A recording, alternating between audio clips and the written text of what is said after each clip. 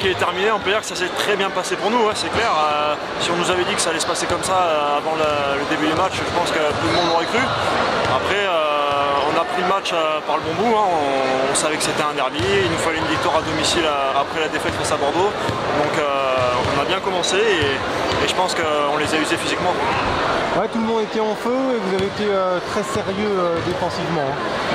Oui, on a été en feu, c'est le cas de le dire. On ne loupe pas beaucoup de 3 points ce soir.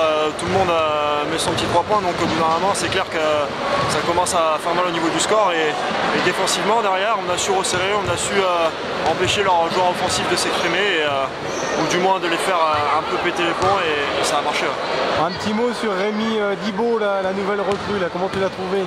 Mais écoutez, bien, hein. De toute façon, vu le match qu'il a fait, on peut dire que du bien de lui. C'était pas évident, c'était son premier match ici. Voilà, il s'est pas posé de questions, il a montré ce qu'il savait faire et j'espère que ça va continuer pour nous. Bon, s'il compte son mot, il reste encore 3 succès à prendre pour assurer le maintien officiellement.